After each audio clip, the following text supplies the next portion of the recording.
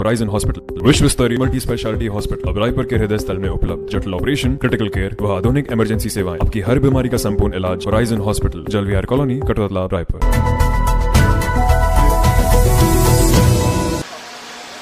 बिहार चुनाव में मेरी भी ड्यूटी लगी है और आज वहाँ प्रेस कॉन्फ्रेंस है जिसे संबोधित भी करना है। साथ ही वहाँ 3 फेस में जो चुनाव हो रहे हैं, तीनों फेस में मुझे वहाँ जाना है और जैसे वहाँ के प्रदेश कांग्रेस कमेटी जो कार्यक्रम देंगे उसके हिसाब से मेरा जाना होगा। मध्य प्रदेश भी जाना होगा। मध्य प्रदेश में भी कमलनाथ जी ने कहा है कि वहाँ आना है। सर, इकोनॉमिक इंडेक्स की रिपोर्ट आई है जिसमें प्रदेश में 8% मिला गई है। ये बहुत अच्छी खबर है कि जो लगातार हम लोगों ने काम किया है उसके कारण से ये रिपोर्ट जो आया है और हम लोगों को और इसमें काम करना है, उसमें और सुधार आया है, ये हमारी कोशिश है। सर, यूपी के सांसद पिछले 4 दिनों से आमरण अनशन पर है। बीजेपी के नेता लगातार पहुंच रहे हैं, आरोप लगा रहे हैं कि सरकार जो है जानबूझ के कार्रवाई की है। आज कोई जा रहा है क्या? पाटन में उनका स्वागत है। मुझे याद आता है कि जब मैं राजनांदगांव गया था तो रमन सिंह जी मेरी माँ, मेरी पत्नी और मेरे खिलाफ FIR करवाए थे। और सुखद संयोग देखिए, शिकायतकर्ता विजय बघेल जी ही थे। आज रमन सिंह जी जा रहे हैं, मैं उनका स्वागत करता हूँ। और जहाँ तक के शासन प्रशासन की बात है तो शासन ने किसी के खिलाफ कोई एकपक्षीय कार्रवाई नहीं की। उन्होंने जिन लोगों ने शासकीय धन का तोड़फोड़ किया, नुकसान पहुँचाया, उनके खिलाफ FIR दर्ज था। कोर्ट में वो लोग जाके अग्रिम जमानत लिए। जिनको नहीं मिल पाया तो उसका निराकरण तो न्यायालय में होगा ना। ये जो धरना है वो शासन प्रशासन के खिलाफ है कि न्यायालय के खिलाफ है, ये तो स्पष्ट करना पड़ेगा। राज्यपाल के पास जी,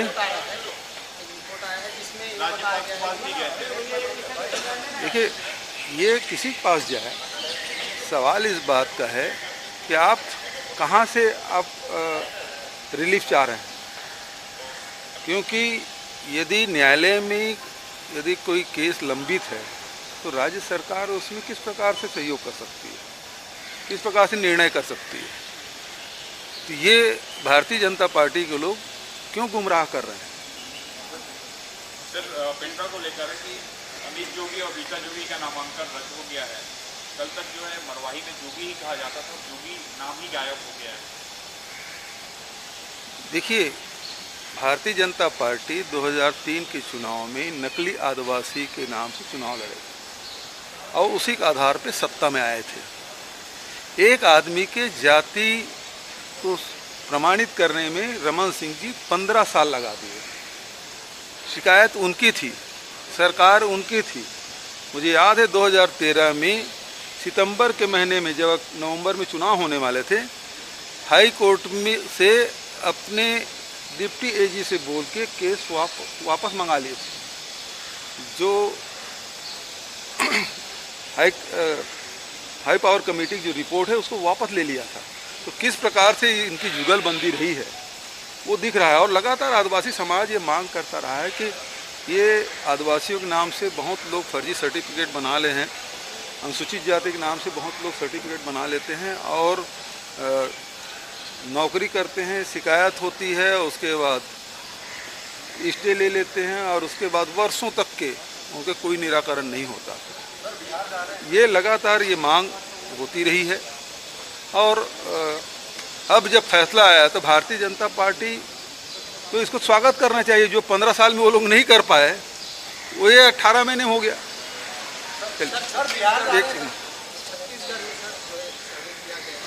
पूरे देश में लॉकडाउन के दौरान प्रवासी मजदूर जो है सीधा मुहैया कराने में छत्तीसगढ़ अव्वल नंबर।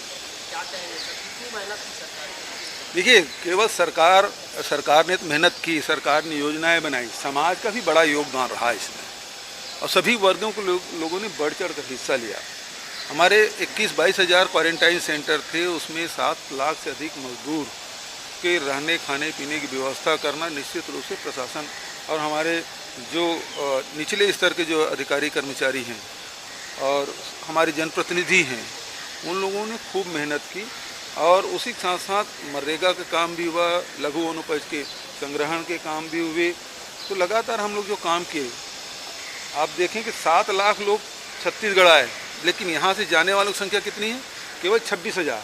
तो हमारे जो जिला प्रशासन है, वो जो जिले के जो उद्योगपति हैं उनसे बात करके मजदूरों के रहने खाने पीने की व्यवस्था की।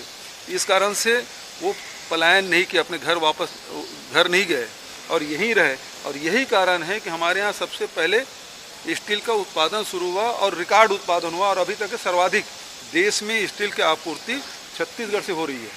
तो इस प्रकार से जो योजना हम लोग बनाए और हर स्तर पे लोगों को सहयोग और प्रशासन की सक्रियता, उसके कारण से संभव हुआ। पुलिस की जो भूमिका है वो आप देखे होंगे कि उस समय लॉकडाउन के समय हमारे पुलिस के कर्मचारी भरी दोपहरी में चौक में खड़ा होकर किस प्रकार से लोगों को मदद कर रहे थे।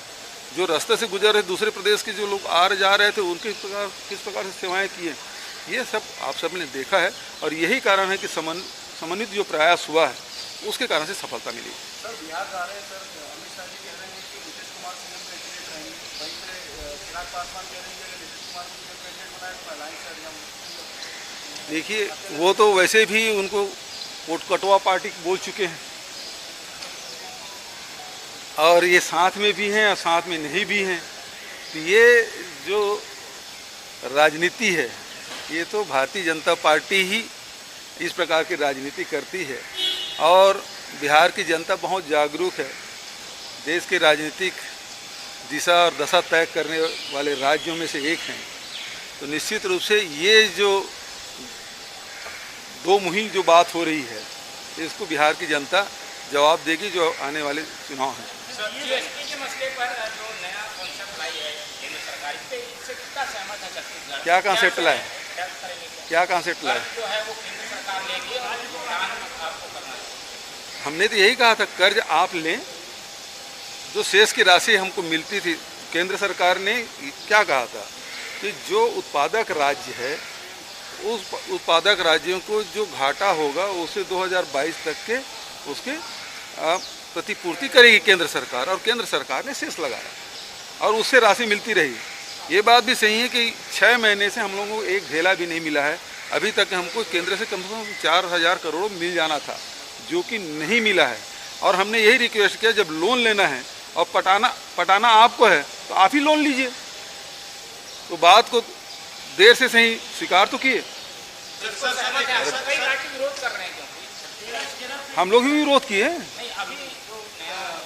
देखिए, जो लोन लेना है वो ले, पटाने काम भी वही करेगी, हम थोड़ी करेंगे। शेष तो वो लगाए हैं, जब शेष के पैसा आएगा तो वही पटाएंगे। सर एक लास्ट सवाल था कि गैर भाजपा शासित राज्य हैं जैसे महाराष्ट्र, पश्चिम बंगाल, छत्तीसगढ़, ऐसे और कई राज्य, छत्तीसगढ़ में शामिल है। लगातार राजभवन का जो है देखा जा रहा है कि राज्य सरकार के साथ हस्तक्षेप बढ़ रहा है। तो क्या लगता है कि सर जो संविधान में संशोधन होना चाहिए या किस तरीके की बात है? देखिए, ये सवाल तो भारतीय जनता पार्टी के नेताओं से पूछना चाहिए ही कि आखिर गैर भाजपा शासित राज्यों में राजभवन का दखलंदाजी क्यों हो रहा है, उसका राजनीतिकरण क्यों किया जा रहा है। ये सवाल केंद्र में बैठे हुए भारतीय जनता पार्टी के नेताओं से पूछा जाना चाहिए। धन्यवाद।